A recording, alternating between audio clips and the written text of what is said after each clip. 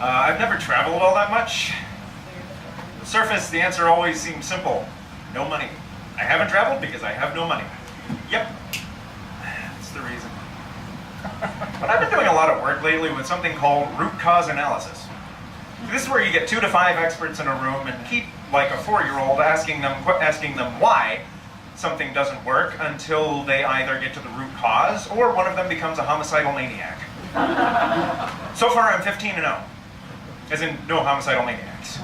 I'm the facilitator at these sessions. I don't actually contribute. I just keep asking why until someone has an aha moment and says, shit, that's what we've been doing wrong. We should fix that. And then they fix it, and life is better. Or they don't fix it and just keep saying, shit, we should fix that. But in any case, my job is pretty much done at that point, so I call it a win. In all this time spent doing root cause analysis for other people, it has started to seep into my personal life. For instance, why didn't you go to the gym today, Scott? Because I didn't have time.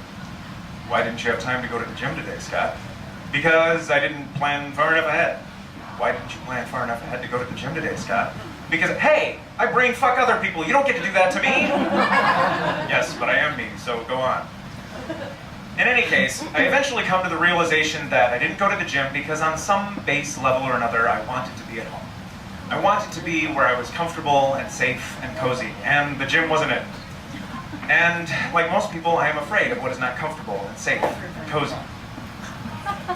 About a year ago, I made myself a promise that whenever approaching a decision of whether or not to do something, if my instinct was to say no, I would drill down until I found the reason I was saying no. If it was due to an actual lack of money, unreasonable risk to life or limb, or potential harm to others, then I had a legitimate reason for not doing it. If the answer was fear, then I had to do it. It became no longer a matter of choice, but a matter of requirement. I performed a show a couple of years ago. It got great reviews. People would come up to me afterwards and tell me how much it meant to them and how much they respected the work and how impressed they were with the project.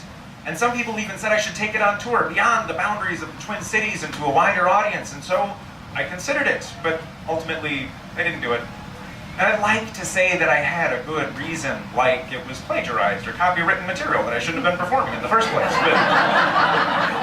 But nope, all original, all my words, all a complete lack of me being able to get it done. And if I dig down far enough, laziness and fear. But then I met someone, and yes, it was totally one of those things where there was fireworks and a thrilling sense of newness, but there was something more than that. Inspiration. I met a woman who was doing her own thing. She was touring and performing and meeting new people and new contacts and basically creating her own brand and her own career, and I thought, I'm going to die.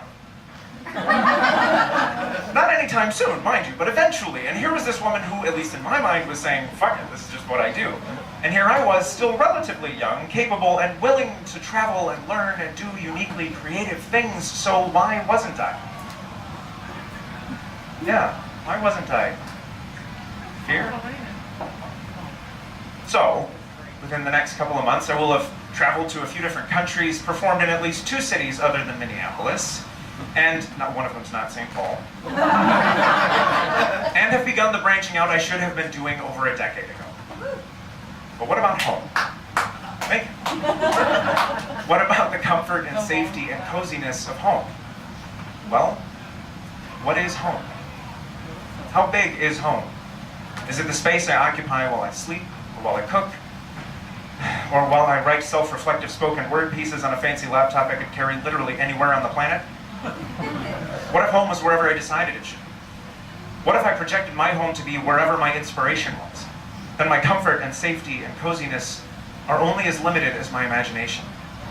And yes, I am going to die, but not for a very long time, and not before I've at least committed myself to a life both bigger and more impactful than the one I'm living now, and to a different definition of home.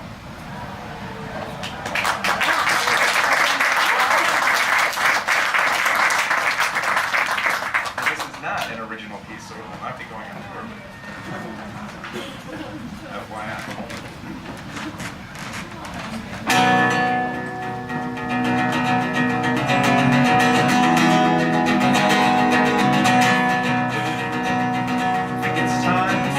Way back home.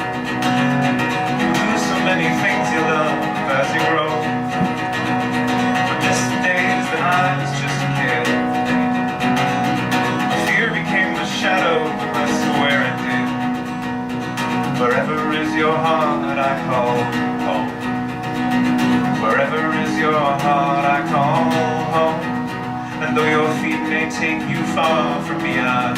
No, wherever is your heart, I call home. You always make me feel like I was falling down without a place to land. Somewhere in the distance I heard you calling. Oh, it hurts so bad to let go of your hand. Wherever is your heart, I call home. Wherever is your heart, I call home. I know your feet may take you far from me, I know. Wherever is your heart, I call home. Even when you're high, you can't get low.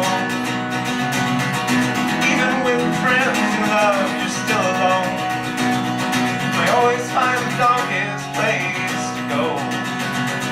God forgive our minds.